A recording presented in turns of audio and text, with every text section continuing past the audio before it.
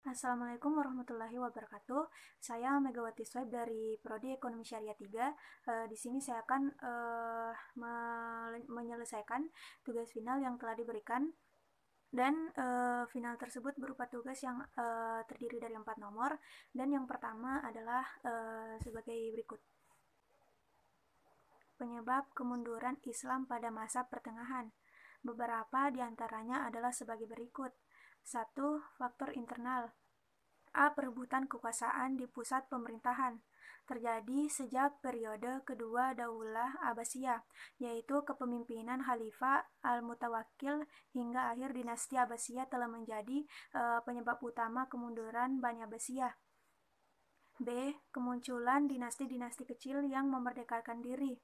Penyebab utama mengapa banyak daerah yang memerdekakan diri adalah terjadinya kekacauan atau perebutan kekuasaan di pemerintahan pusat yang dilakukan oleh bangsa Persia dan Turki. C. Kemerosotan perekonomian. Setelah khilafah memasuki periode kemunduran ini, pendapatan negara menurun sementara, pengeluaran meningkat lebih besar. D. Munculnya aliran-aliran sesat. D. Fanatisme keagamaan. Karena cita-cita orang Persia tidak sepenuhnya tercapai untuk menjadi penguasa, maka kekecewaan itu mendorong sebagian mereka untuk mempropagandakan ajaran sesat. 2. Faktor eksternal. A. Perang Salib. Pada tahun 1095 Masehi, Paus Urbanus II menyerukan kepada umat Kristen Eropa untuk melakukan perang suci, yang kemudian dikenal dengan nama Perang Salib. B. Serangan Mongolia di negeri Muslim dan berakhirnya dinasti Abbasiyah. Orang-orang Mongolia menguasai negeri Asia Tengah, Khurasan, dan Persia juga menguasai Asia Kecil. Kondisi Islam saat ini di Indonesia menurut pendapat saya dibandingkan dengan kondisi atau masa kejayaan Islam atau pada masa Khalifah dan Rasul sangat berbeda. Karena di masa kini tentu statusnya beragama Islam, tapi mungkin kelakuannya jauh sekali dengan nilai-nilai agama.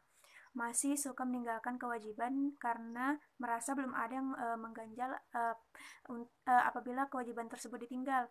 Dan orang-orang yang sudah paten terhadap agamanya, biasanya orang-orang ini adalah orang-orang yang beristiqomah. Penyebab terjadinya perbedaan pendapat antara kalangan umat Islam serta bagaimana kita menyikapi perbedaan. Di antara faktor penyebab terjadinya perbedaan pendapat itu adalah 1. Perbedaan mengenai sahih dan tidaknya nas. Kesahihan suatu nas kadang-kadang diperdebatkan. Perbedaan dalam memahami nas.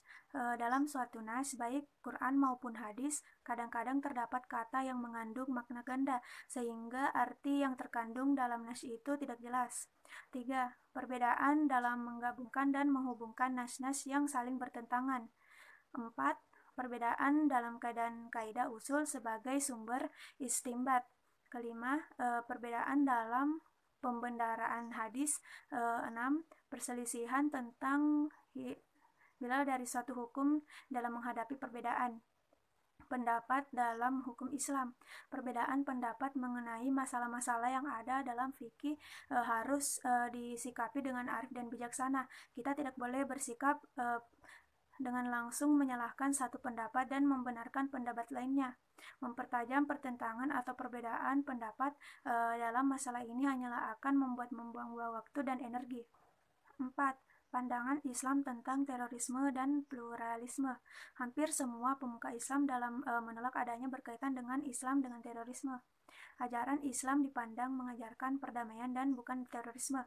Terlepas dari penolakan label terorisme itu, realitas menunjukkan bahwa adanya kelompok-kelompok di dalam Islam yang menggunakan simbol-simbol Islam di dalam mencapai tujuannya, termasuk melalui cara terorisme. Pluralisme adalah sebagai alat untuk merekatkan suatu negara, baik itu dari golongan bawah, menengah, maupun golongan atas. Di samping itu, seorang pluralisme yang mengusung pluralisme dengan cara-cara pluralisasinya harus mengakui dan menjaga adanya perbedaan, kemajemukan, dan heterogenitas ini untuk dijadikan hal yang bermanfaat. Baik, itulah tadi yang bisa saya sampaikan. Lebih dan kurangnya mohon dimaafkan. Wassalamualaikum warahmatullahi wabarakatuh.